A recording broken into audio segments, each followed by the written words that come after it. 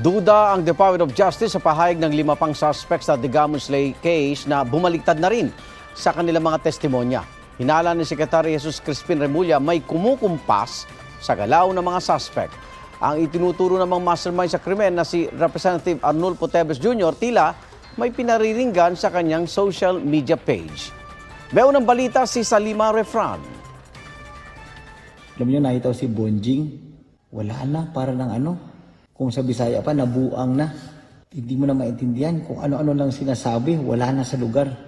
Sekretary pa naman. Walang partikular na pangalan, pero ang pinatutsadahan ni suspended Congressman Arnie Teves sa kanyang bagong social media post, si Justice Secretary Jesus Crispin Remulla. Sumagot ang kalihim. It reflects his state of mind, his respect for authority, the way he thinks about our society. I think that's self-explanatory kung anong klaseng tao siya. He does not respect our country at all. No respect for our country or its institutions. Hindi pa rin umuwi si Teves na idinidiing mastermind sa pagpatay kay Negros Oriental Governor Roel Digamo dahil sa pagmamatigas na wag umuwi kahit paso na ang travel authority niya at sa disorderly behavior o kabiguang gampanan ng tungkulin bilang kongresista. Muli siyang sinuspende ng Kamara ng 60 araw. Tinanggalan din siya ng benepisyo at pribilehiyo at inalis bilang miyembro ng mga komite. Si Rizal Representative Michael John Duavit nanawagan sa kapartido niyang si Teves.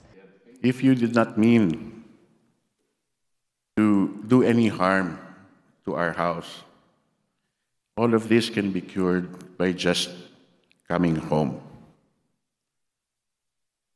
We are asking you to have trust and faith in us, your peers.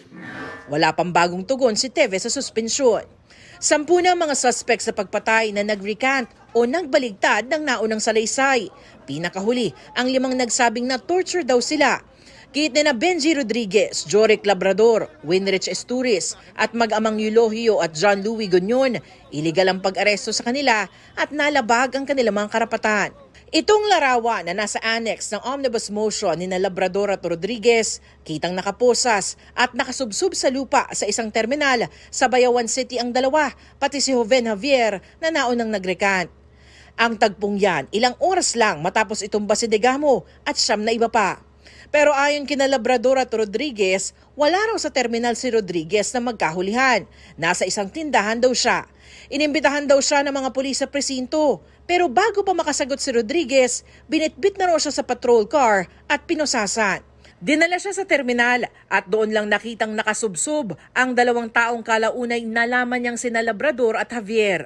Si Labrador, naghihintay lang daw ng habal-habal sa terminal.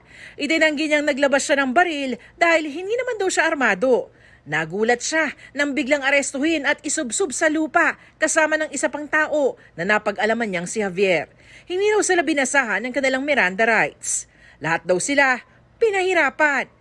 Binugbog sila at minsan daw binalutan ng kumot o supot sa ulo, kinuryente at binuhusan ng mainit na wax para raw sa paraffin test.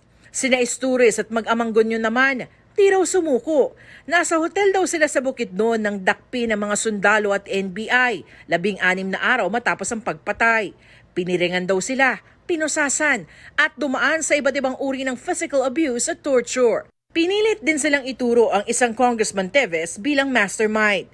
Itinanggi naman ng abogado ng mga Digamo ang bahagi ng isang motion kung saan sinabing sinamahan niya ang isang kaanak daw ng mga Digamo na nagbanta sa ilan sa mga suspect.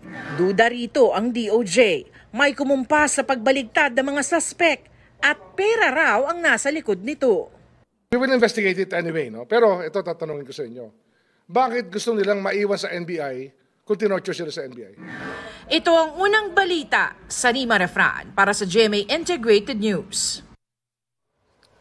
Kapuso, mauna ka sa mga balita. Panoorin ang unang balita sa unang hirit at iba pang award-winning newscast sa youtube.com/GMA News. I-click lang ang subscribe button. Sa mga kapuso abroad, maaari kaming masubaybayan sa GMA Pinoy TV at www.gmanews.tv.